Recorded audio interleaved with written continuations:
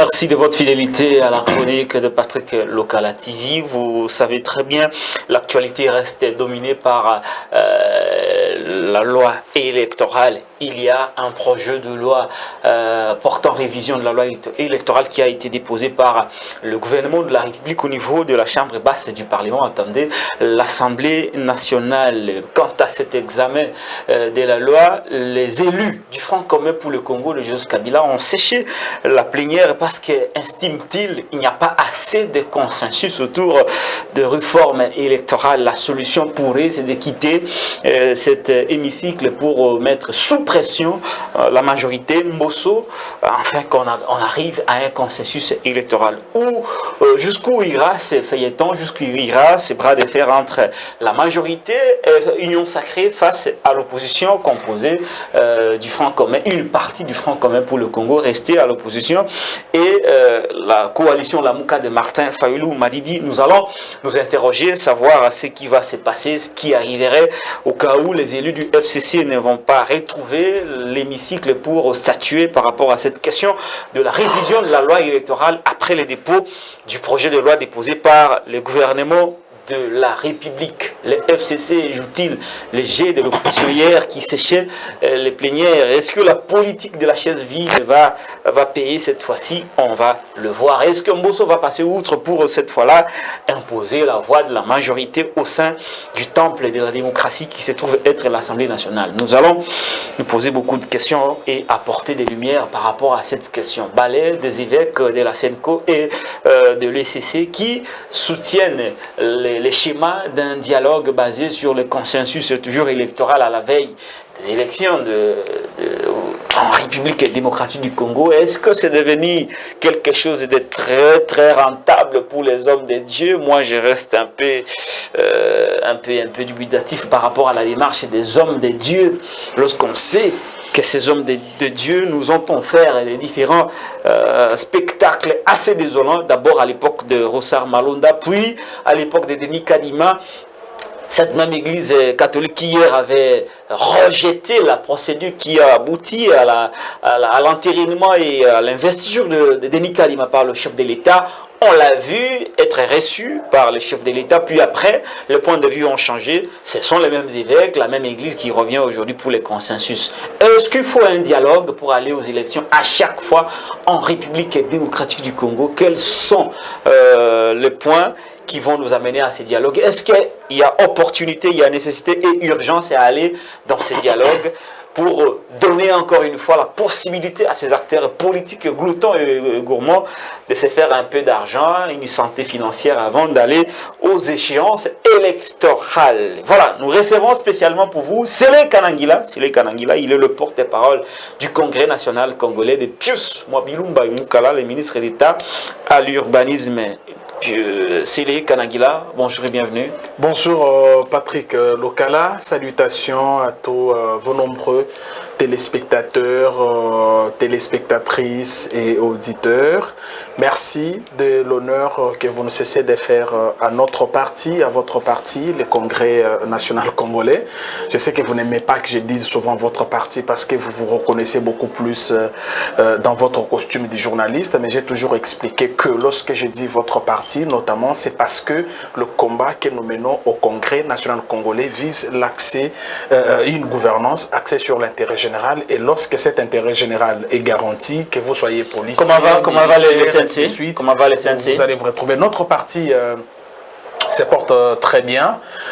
Sa ligue de jeunes dirigée par Patrick Eshiba a organisé un séminaire idéologique auquel on a été associé comme orateur pour exposer, développer un thème très important intitulé la communication politique.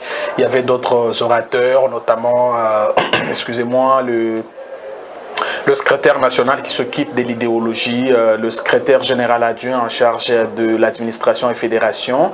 Bref, ça a été une très bonne organisation à l'initiative de notre autorité morale, son Excellence Pius Mwabilumba Mukala, qui voudrait que le jeune du CNC soit outillé, soit encadré, soit formé, de manière à ce qu'il soit les véritables représentants du parti dans leur milieu respectif. Et donc l'atelier s'était très bien déroulé.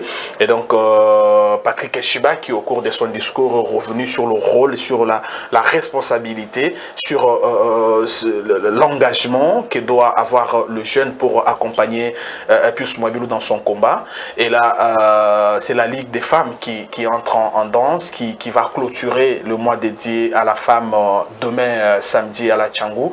C'est ainsi que le parti vit réellement. Moi-même, vous savez que je reviens du Katanga, où j'ai été dans le cadre de la redynamisation de la communication du Congrès national congolais. Et donc là, c'est une preuve que notre parti est debout, travaille derrière son leader, derrière son visionnaire, en perspective des élections qui doivent arriver en 2023. Mais si vous permettez, vous savez que je suis chrétien, je ne peux pas passer dans une émission aussi suivie comme celle-ci sans encourager les chrétiens quinois, les chrétiens congolais à venir nombreux, répondre à l'invitation que leur lance l'homme de Dieu, le pasteur Paul Mukendi, pour ne vous conformer pas au siècle présent, deuxième édition. Cette campagne d'évangélisation, cette conférence biblique qui se déroulera dans la salle Food Market sur Willery du 24. Vous êtes aussi le porte-parole de Paul Mukendi? Non, je suis chrétien, et lorsqu'il y a un homme de Dieu, bien sûr, et lorsqu'il y a un homme de Dieu qui apporte un message aussi pur comme ce message, ne vous conformez pas au siècle présent, Patrick, j'ai le devoir chrétien d'accompagner cet homme de Dieu. Et donc la campagne ou la conférence est du 22 au 24 avril à partir de 16 h. Vous savez que nous vivons le siècle présent aujourd'hui. Tout ce que vous voyez ici, les scandales sexuels, la corruption, la haine tribale, ça fait vraiment partie du siècle présent. Et Dieu a demandé à Paul Mukendi de donner ce message-là aux Congolais, aux Quinois, pour leur dire l'homosexualité, c'est du sexe. Merci beaucoup, merci beaucoup, merci beaucoup. Et donc, j'encourage les chrétiens à venir. Merci beaucoup. Sélé Kanangila, instant, ce parti politique, c'est un peu de coutume. À chaque fois qu'on reçoit un acteur politique, on lui donne un peu d'immunitage pour parler de son parti. C'est ce qui est fait avec Sélé Kanangila. Vous n'allez pas nous condamner pour ça. Loi électorale, les élus du FCC ont séché la plénière. Ben, mais c'est de leur droit. Nous sommes dans la démocratie. La démocratie voudrait que chaque citoyen fasse ce qui lui plaît sans énerver les lois de la République. Nous sommes tous sérieux. Beaucoup de gens l'ont dit à travers la presse qu'il nous faut les élections en 2023. Non pas parce qu'on va rencontrer la volonté du président Tshisekedi, de ses ministres ou je ne sais pas de ses collaborateurs, mais parce qu'il s'agit là d'une obligation constitutionnelle. Et alors, pour que ces élections se tiennent, il y a des choses qu'il faut réunir, il y a des conditions qu'il faut réunir. Vous avez vu les temps que l'on a pris pour le choix des animateurs de la CENI avec ce spectacle désolant qui nous a été présenté par nos pères spirituels qui nous ont pris suffisamment du temps et qui, à mon sens, ne nous ont pas vraiment aidés.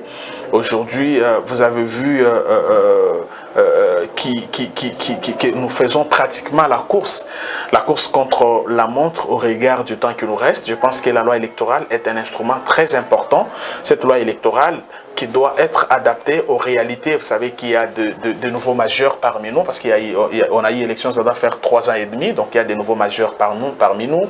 Il y a d'autres préalables, il y a d'autres problèmes que cet instrument juridique, une fois voté, peut résoudre, afin que les boulevards vers les élections soient grandement ouverts.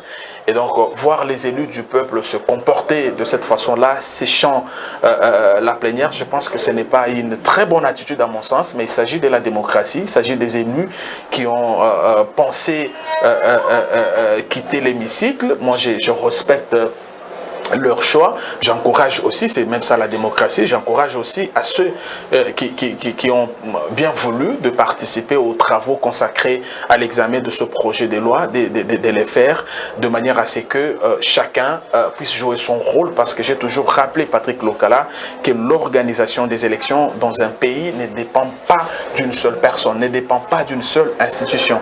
La preuve, c'est que vous avez vu les temps qui a été pris par nos pères spirituels. Vous avez vu comment ça a eu des conséquences sur certaines étapes électorales. Je pense qu'il est plus que temps que chacun de nous puisse jouer son rôle de manière à ce qu'on puisse avoir ces élections dans le délai constitutionnel. Est-ce que vous pensez que les élus du FCC vont être écoutés? Est-ce que Mbosso et sa majorité parlementaire vont adhérer aux revendications de D'abord, j'ai aimé qui veulent à tout prix obtenir un consensus autour de cette loi? Il y a beaucoup de choses qu'ils exigent de garder, il y a d'autres qu'il faille revoir. Est-ce que vous pensez vraiment que Mbosso et ses élus vont devoir rencontrer le point de vue de leurs collègues? D'abord, j'ai aimé la sagesse du président de l'Assemblée nationale qui, dans son discours, a émis le vœu de voir tous les élus participer à ce processus qui est très important pour notre nation, parce que lorsque vous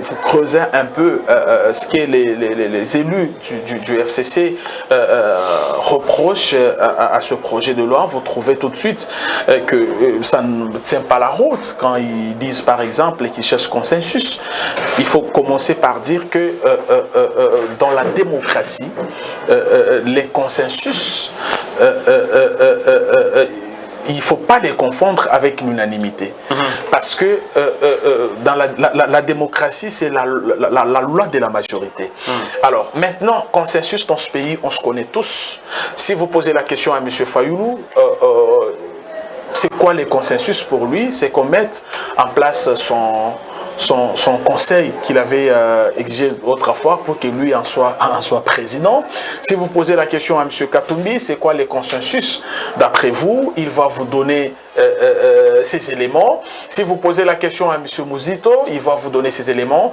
Bref, vous verrez que nous sommes dans une société où chacun veut prêcher pour lui-même. Nous sommes dans une société des égoïstes où les gens ne regardent pas l'intérêt national, où les gens ne regardent pas l'intérêt du peuple, mais chacun se regarde.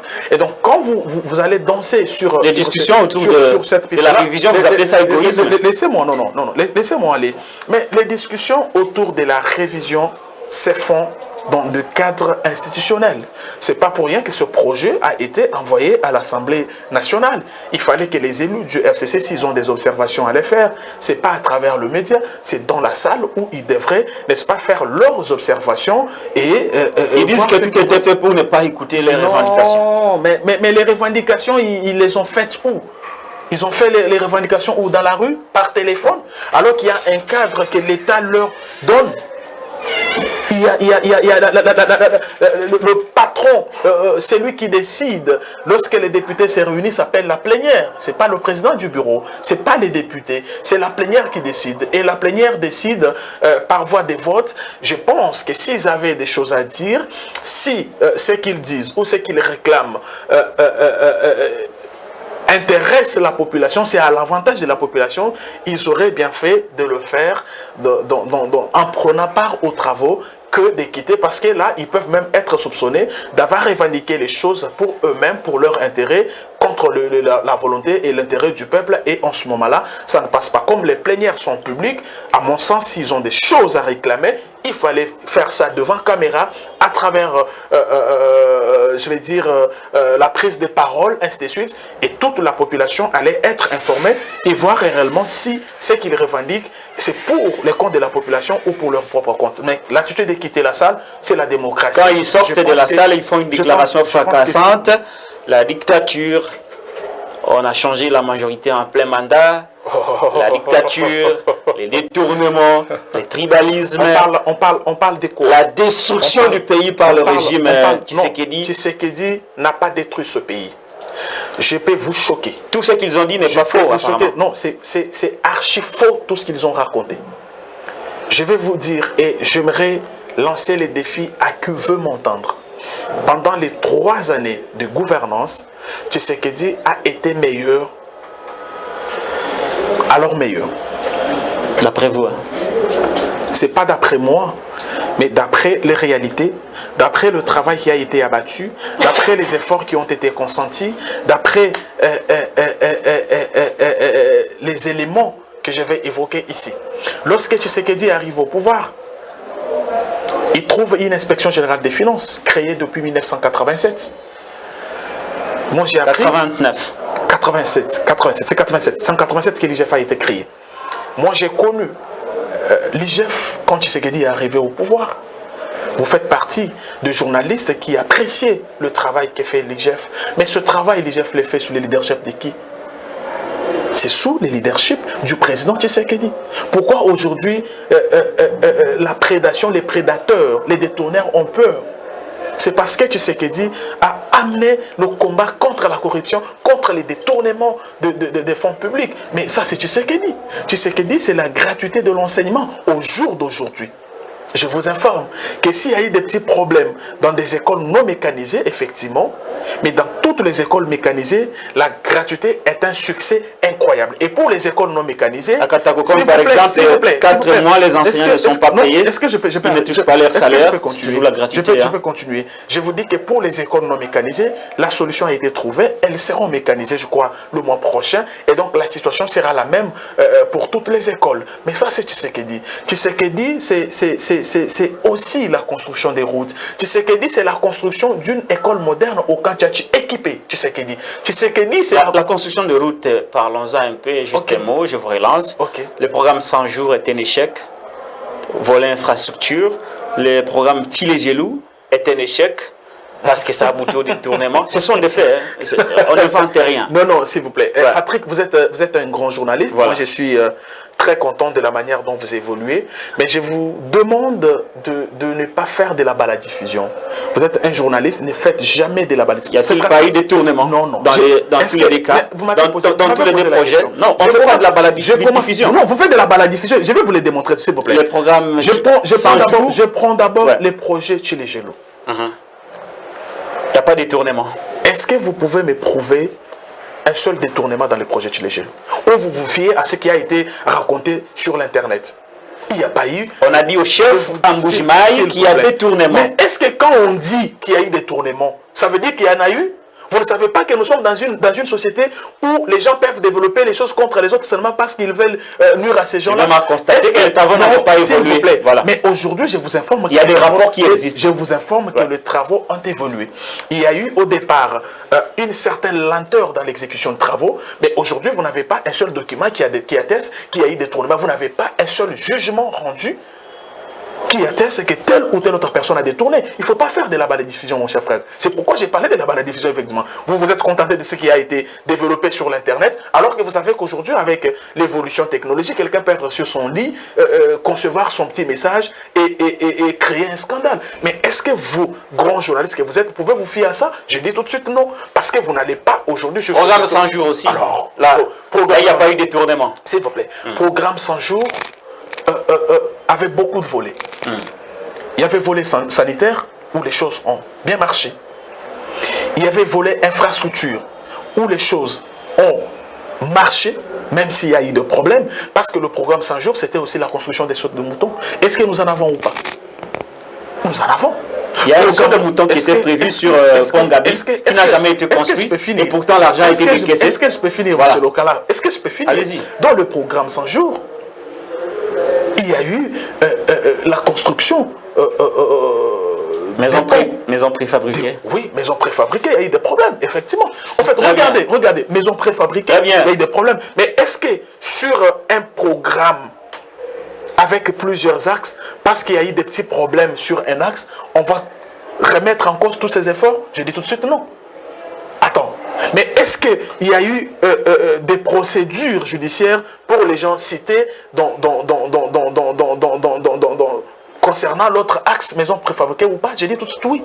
Ces gens ont présenté leurs moyens de défense. J'ai vu la Cour de cassation rendre une décision, mais ça fait partie du fonctionnement normal de l'état de droit où lorsqu'un citoyen, avec droit et devoir, est mis en cause, il est censé présenter ses moyens de défense. Et lorsque la justice, qui ne reçoit l'ordre des personnes, estime que pour une raison ou pour une autre, on peut casser la décision, on peut rouvrir les dossiers, mais ça fait partie du fonctionnement normal de l'état de droit. Les élus de la session ont parlé aussi de la dictature, les changements, les basculements de la majorité en pleine mandature, les différentes violations de dispositions pertinentes de la loi fondamentale, nomination de juges. Pour eux, c'est la dictature et qu'il faut un consensus. Comment réagissez-vous? Non, je pense que tout ce qu'ils disent, ils cherchent des faux fuyants. La véritable raison, c'est même la raison du dialogue dont je vais on va en parler, oui. Je vais parler tout à l'heure. Les gens voient les élections arriver. Parce que les gens pensaient qu'il n'allait pas avoir élection. Les gens ont multiplié des stratégies dans ce pays pour éviter les élections. Avec quel pouvoir? Les gens savent. Avec quel pouvoir? Les gens savent. Alors, s'il vous plaît. Les gens savent que s'il y a une élection réellement crédible dans ce pays, les amis du FCC n'ont pas des discours. Les amis des Ensemble n'ont pas des recettes. Les amis de la Mouka n'ont pas des recettes. Félix aussi n'a pas de recettes. Félix a une recette à proposer à la population. Ce n'est pas pour rien que nous, au CNC, soutenons, portons sa candidature pour son deuxième mandat constitutionnel. Mais la recette que Tshisekedi va présenter à la population, c'est l'état dans lequel il a trouvé le pays. Il a trouvé un pays où toutes les entreprises étaient par terre, Gécamine par terre, Onatra par terre, Transco par terre. Aujourd'hui, toutes ces entreprises n'ont plus d'arriérés des salaires. Voilà ce que Tshisekedi va dire à la population. Tshisekedi dira à la population, s'il vous plaît, Tshisekedi dit, mais SNCC, il trouve par terre arriéré. C'est Tshisekedi qui achète les outils de travail à la SNCC pour permettre à l'entreprise de produire et de trouver solution aux problèmes salariaux. Ça, c'est Tshisekedi. Tshisekedi dira à la population que quand j'arrive au pouvoir, un enseignant touchait un salaire de 150 000 francs et qu'avec moi, il est à 400 000 francs. Est-ce que c'est suffisant? On dit non. Mais est-ce qu'un pas a été marqué? On dit tout de suite oui. Tshisekedi a une recette. Si vous voulez ces genres de réalisations, il y en a beaucoup et dans toutes les provinces. Tshisekedi a une recette. Velléité dictatoriale. Mais Tshisekedi, si vous voulez, Tshisekedi ne pouvait pas, pendant 3 ans, développer un Congo qu'il a trouvé dans un trou très profond, pendant que Macron, qui a trouvé un pays stable, vous dit qu'il a été incapable de le développer pendant 5 ans. Soyons quand même concrets, soyons vrais. Soyons concrets, soyons vrais. Ne racontons pas du n'importe quoi seulement parce qu'on prône une politique de haute toi de là. Tshisekedi dictateur. Il n'a jamais été d'ailleurs. C'est ce Tshisekedi que quelqu'un peut parler à la télévision, rentrer, s'il vous plaît. Quelqu'un peut parler à la télévision et rentrer chez lui. Sous Kabila, nous en parlons. Est-ce que vous pouvez... Non, mais je ne sais pas, je ne vais pas aller dans les débats de comparaison. Très bien. Mais vous êtes journaliste, vous savez combien de fois vous êtes allé dans la rue marcher pour réclamer la libération d'un journaliste arrêté parce qu'il a parlé contre un régime dans le média. Vous savez combien de fois vous êtes allé à la prison voir les acteurs politiques, les Mouyambo et les autres, arrêtés parce qu'ils ne partageaient pas le même point de vue. Jacques Ndala, non, s'il vous plaît. Arimangi sont les premières prisonniers politiques. Non, il ne faut pas raconter. Regardez, le mal avec vous, vous ne comprenez pas l'état des droits. Les gens pensent que l'état des droits, c'est un état de l'impunité. Non. L'état des droits est une société dans laquelle la loi est au-dessus de tout le monde.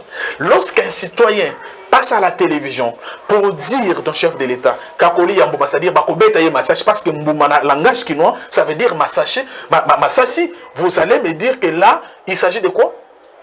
Excusez-moi, parlons quand même, parlons vrai. Lorsqu'un citoyen, s'il vous plaît, je vais aller non par non. Lorsqu'un citoyen réunit les jeunes de son parti politique pour leur dire, on va prendre les armes, on va aller visiter telle ou telle autre personne. Lorsqu'on vous visite avec les armes, on va dire quoi? N'est-ce pas, on vous promet la mort, vous appelez...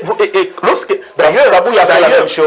D'ailleurs, s'il vous plaît, on fait la même chose. S'il vous plaît. Il a fait une promenade de santé au niveau du parquet général de la cour d'appel de Matete. Il est rentré chez lui. Monsieur Lokala, voilà. Vous savez que c'est sous Tshisekedi que tous les opposants sont libres. Monsieur Fayoulou est allé jusqu'à toucher pratiquement à son intimité. Il est toujours libre. En faisant quoi? Il fait... Non, s'il vous plaît. Il est toujours libre. Et vous l'avez vu dernièrement en Bandaka. Mais vous savez que M. Fayoulou ne respecte... Sous Kabila, s'il vous plaît. avec M. Fayoulou rwandais. S'il vous plaît. Voilà. Vous savez que... Il n'a jamais été arrêté. Vous savez... Non, mais il a été en résidence surveillée. Lui-même a dit qu'il n'était pas en résidence surveillée. Lui-même avait dit à l'époque qu'il n'était pas en résidence surveillée. Vous et moi savons que Tshisekedi était en résidence surveillée. Mais lui, vous et moi savons... avait dit le contraire. Si on va encore plus loin, vous savez que Tshisekedi a été emprisonné plusieurs fois relégué plusieurs fois. C'est que les opposants actuellement... Non, moi je ne cite pas les noms de gens. Moi, ne m'amenez pas à faire les débats autour des noms de gens, M. Lokala. Ce n'est pas ça l'éducation politique que j'ai reçue de la part de Pius Mwabilou. Pius Mwabilou me demande d'aimer le pays, de servir le pays et de mettre le fait sur la table. C'est à la population de nous juger. J'aimerais vous dire que depuis que Tshisekedi est au pouvoir, aucun opposant emprisonné, aucun opposant relégué, aucun opposant en résidence surveillée. M. Fayoulou fait librement ses mouvements, même si je trouve que maintenant, il a réalisé effectivement qu'il est essoufflé politiquement, communicationnellement, stratégiquement, au point que il commence maintenant à faire pratiquement de la comédie. Vous l'avez vu prendre les ballons récemment devant la foule, commencer à jouer au ballon essoufflé, commencer à jouer au ballon. Quelqu'un qui est essoufflé, mais ça c'est pour moi, c'est que Fayoulou fait, c'est que Fayoulou fait, c'est une façon de déconsidérer les quelques citoyens qui se déplacent encore pour l'écouter. Les quelques citoyens, parce que maintenant là, quand vous regardez, c'est un petit groupe qui se déplace pour l'écouter. Parce que beaucoup qui l'ont suivi après les élections ont réalisé effectivement qu'ils n'avaient pas le message à leur communiquer. Parce qu'à tout moment, ils redisaient les choses. Ils se contredisaient. Ils disaient une chose à midi et disaient une autre le soir. La population qui a compris que c'est quelqu'un qui n'a pas un message, qui ne peut pas convaincre la fouille. Les quelques petites personnes, les petits groupes qui lui restent, a été déçu récemment lorsqu'il est venu pour écouter le message sur la vision de l'homme sur le Congo, sur ce que le Congo que l'homme rêve. L'homme sort un petit ballon, il commence à faire de la comédie avec l'aide de ses communicateurs, mais les gens m'ont appelé pour me dire, Kanangila, tu as raison. Tu as raison, Fayoulou c'est un tonneau vide. Très bien, Fayoulou n'est pas un tonneau vide. Non, c'est un tonneau vide. Non, s'il vous plaît. Je vous dis. S'il vous plaît. Non, mais... Je vais retirer ça. Non, quand je dis tonneau vide, c'est pas parce que... Non, s'il vous plaît, je peux m'expliquer. Peut-être que non, mais retire d'abord. Non, bon, ok, je retire. Très bien, on change de sujet, Sélé Kanangila. On continue avec le même sujet, Sélé Kanangila. Les élus du FCC, ils se sont séchés, mais s'ils ne revenaient pas, qu'est-ce qui va se passer?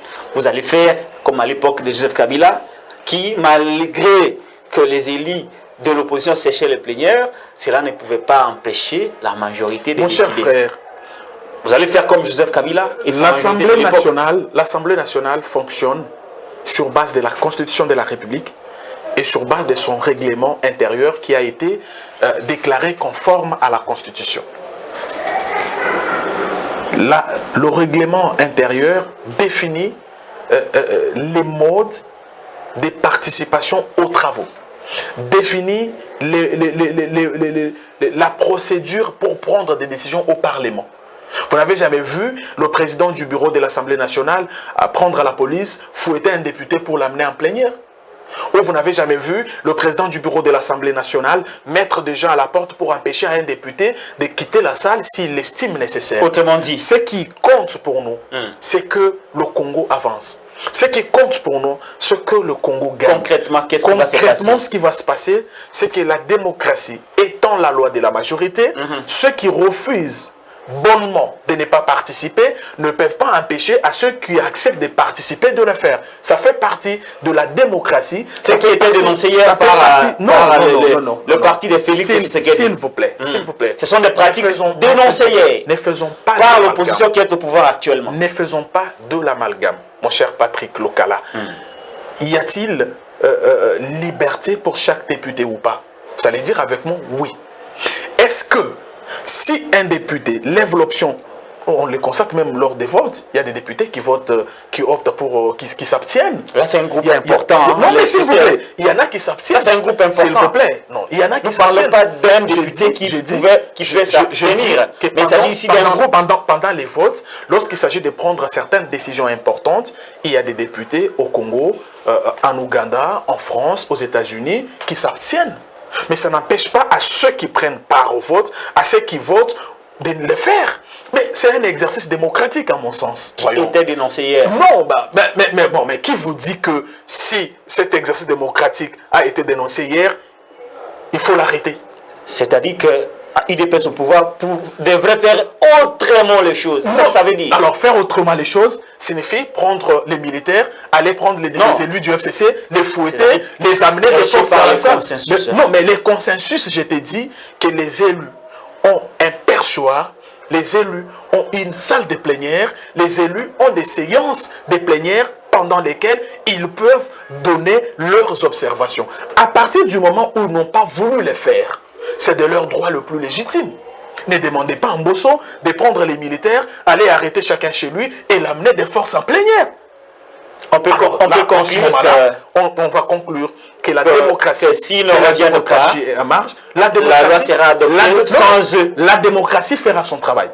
La démocratie va respirer. S'ils ne sont pas là, c'est de leur droit. Si les autres sont là, c'est de leur droit. En ce moment-là, on va laisser la démocratie faire son travail. Voilà, on va prendre les derniers virages de cette émission avec Sélé Kanangila, le communicateur acharné de Pius Mwabilou Mbayou Mukala. Et très souvent, il est aussi communicateur de Félix Tshisekedi, dont il a critiqué hier, mais aujourd'hui, avec la réalité de la politique congolaise. Non, moi, des alliés. Regardez, notre parti, nous sommes restés, notre autorité morale, son excellence Pius Mwabilou Mbayou Mukala, l'ensemble de ses collaborateurs, l'ensemble des militantes et militants du Congrès national congolais, nous sommes restés fidèles à notre combat. C'est quoi notre combat? Que la population congolaise trouve son compte dans toute action entreprise par les autorités publiques à tous les niveaux. Tshisekedi travaille pour cela ou pas? Oui. Et parce que nous sommes fidèles à ce combat-là, c'est de droit que l'on soit à ses côtés, parce qu'il ne doit pas combattre seul. À côté, il y a un républicain qui s'appelle Mwabilou, qui s'aligne derrière lui pour l'accompagner. La preuve, c'est que vous avez vu le travail qu'il fait à l'urbanisme et habitat. Très bien. Ça veut dire que hier, Tshisekedi ne faisait pas le combat pour la construction du pays quand vous les critiquiez. Non, quand vous dites vous les critiquiez, moi je ne comprends pas. Moi je te dis seulement que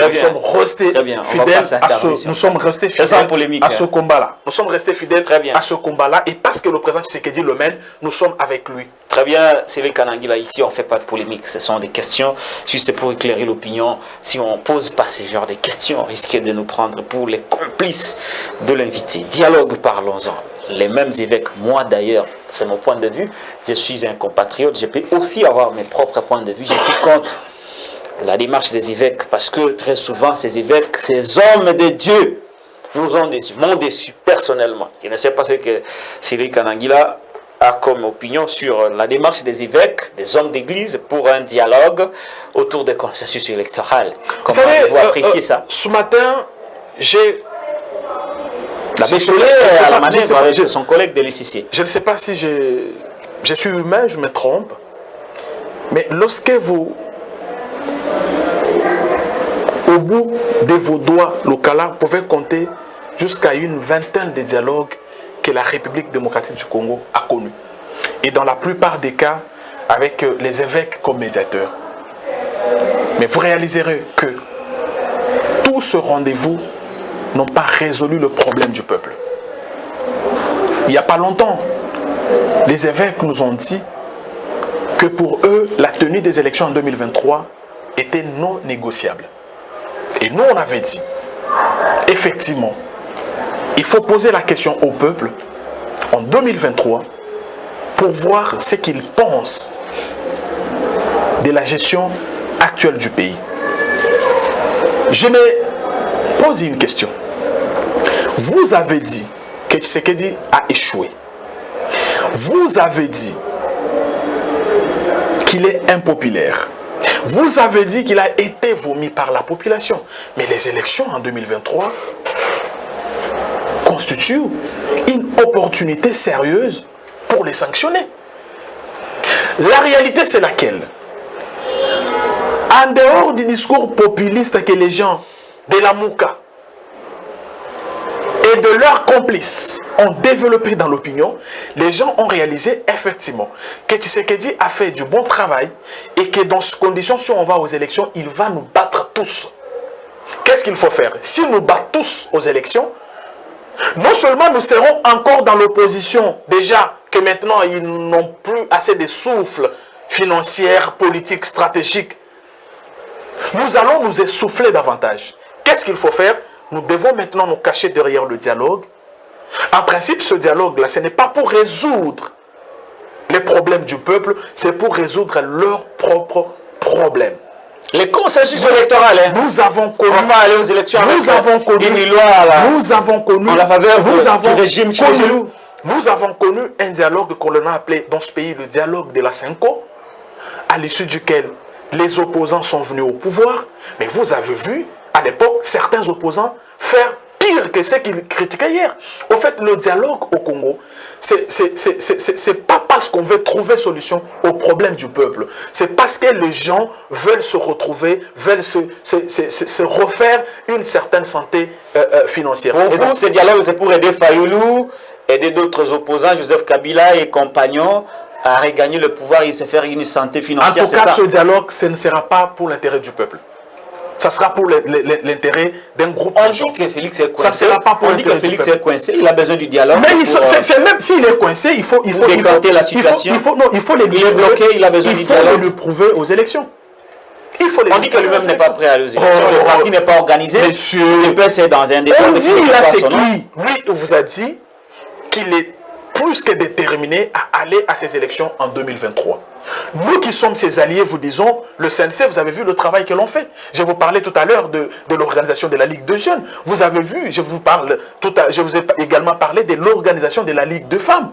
Je vous ai parlé du travail de communication que vous allez faire à l'intérieur du pays. Ça veut dire que nous, ses alliés, préparons ces élections. J'ai fini pour dire que si M. Fayoulou, M. Mouzito et les autres sont sûrs de gagner Tshisekedi aux élections, qu'ils ne se cachent pas derrière le dialogue, qu'ils aillent les lui prouver aux urnes. Mais ils sont très sûrs que dans ces conditions, au regard de ce bilan, au regard de ce travail, ils ne peuvent pas battre Tshisekedi. C'est pourquoi ils veulent se cacher derrière le dialogue. Question directe, c'est les Kanangila.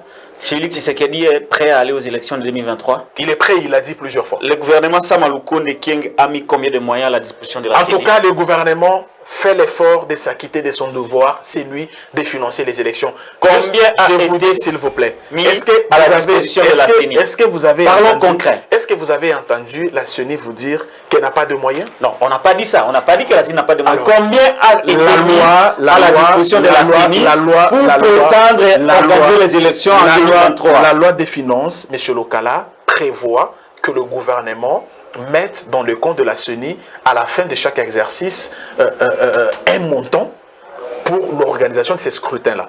Maintenant que l'organe, jusque-là, la CENI a reçu. S'il vous plaît, non, s'il vous plaît. 35 millions. Moi, je souhaite, Patrick, je vous donne des faits. Non, s'il vous plaît, non. Bien. Moi, je vais qu'on soit pragmatique. Allez-y. Moi, je vous amène des chiffres. Ce n'est pas vous qui organisez les élections. Notre constitution a donné le pouvoir d'organiser les élections à un organe qu'on appelle la CENI. La CENI est en place. La CENI fait correctement son travail.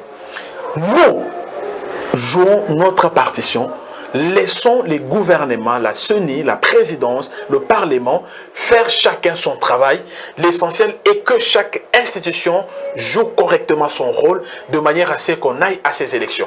Mais quand vous suivez le président de la République, quand vous suivez les gouvernements, quand vous suivez la CENI, quand vous suivez le CNC, nous préparons ces élections-là. Alors, moi, je ne veux pas qu'on discute autour du vide. Il y a des chiffres.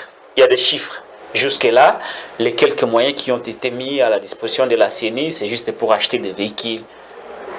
Mais au plan opérationnel, rien n'a été décaissé. Si je mens, dis au peuple combien d'argent le gouvernement a disponibilisé pour la CENI. D'abord, moi je ne suis pas... Pour que les élections soient organisées en bonne date. S'il vous plaît, moi je ne suis pas porte-parole du gouvernement. Moi je ne peux pas parler au nom du gouvernement. C'est ça qui fait qu'on dit que écoutez-moi, non. Les régimes travaillent pour les reports des élections. Parce que les moyens ne sont pas disponibilisés. Moi je ne suis pas porte-parole du gouvernement. Ça, c'est le premier élément.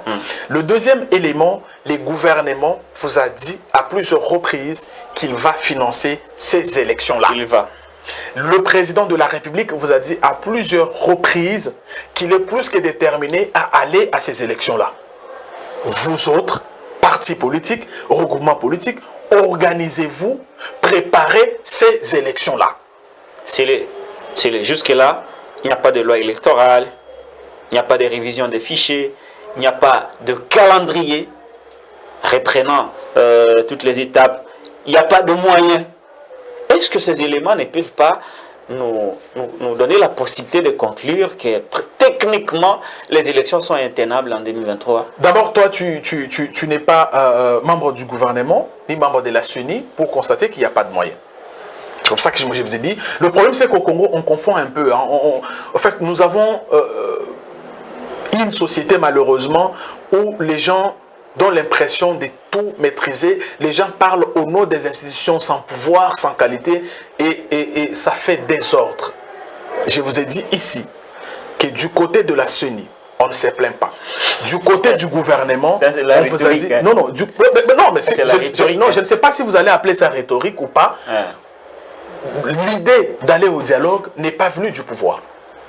On dit que c'est le pouvoir non, qui est on dit, quand vous... Des sources, c'est sûr. Hein. Quand vous, journaliste, vous dites on dit, c'est... Des sources, c'est sûr. Je viens de vous démontrer ici quelques aspects qui démontrent que les élections sont intenables. Nous connaissons tous les canaux de communication qu'utilise les gouvernements pour faire passer son message.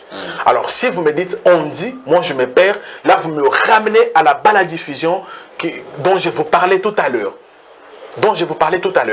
Ce qui compte, c'est que chacun organise les élections. Très bien. En définitive, un mot de la fin. On est arrivé à la fin. On a compris qu'il n'y a pas de moyens.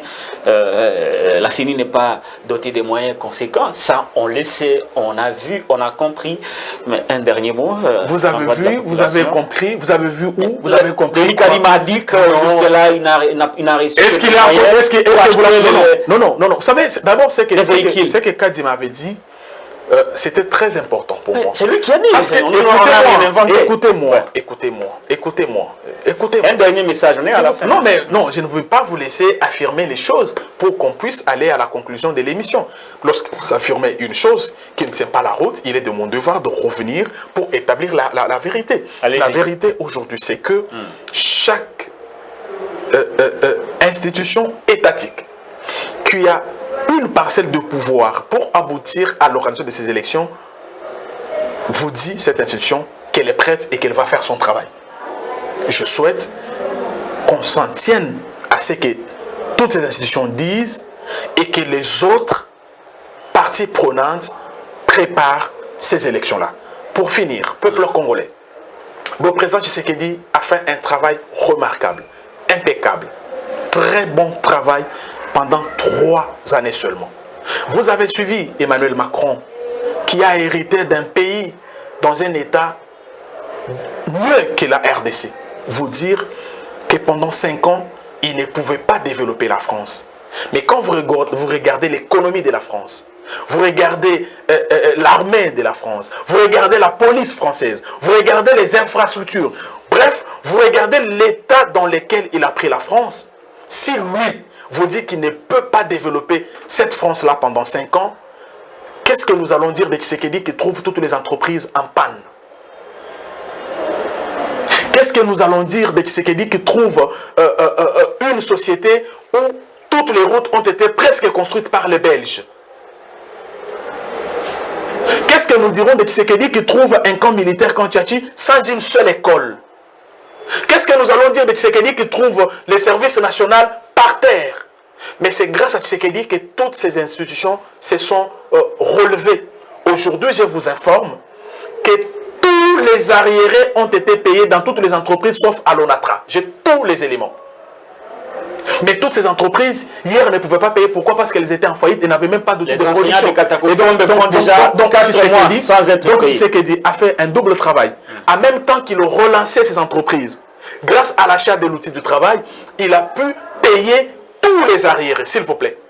L'enseignant congolais qui n'avait que 150 000 francs de salaire, il est à 400 000 francs. C'est des Katakokombo totalisés 4 mois sans être payé. S'il y a des petits problèmes, est-ce que ce sont des écoles mécanisées ou pas? Parce que je sais qu'il y avait des petits problèmes avec les écoles mécanisées, mais toutes les autres écoles, il n'y a pas de problème. Mais les écoles non mécanisées, j'ai toutes les informations selon lesquelles, au plus tard le mois prochain, tout sera réglé. Est-ce qu'avec ces bilans, Y a-t-il quelqu'un qui peut faire face à Tshisekedi en 2023? J'ai dit tout de suite non.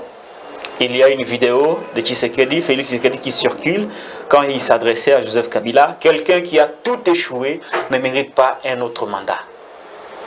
Et la vidéo... Mais ce qu'il a dit, c'est bon. C'est la réalité. Si et les gens du PPRD se servent de la même vidéo pour dire Félix Tshisekedi a tout échoué. Il ne mérite pas un mandat. Je venais de vous démontrer secteur par secteur qu'il n'a pas échoué. Il a réussi à mettre la RDC sur le rail. Et pour cela, il mérite un deuxième mandat. Merci beaucoup. On est à la fin. Un mandat pour lequel le CNC de Pius Mwabilou va énormément mouiller les maillots. Merci beaucoup. On est à la fin. Merci de nous avoir suivis.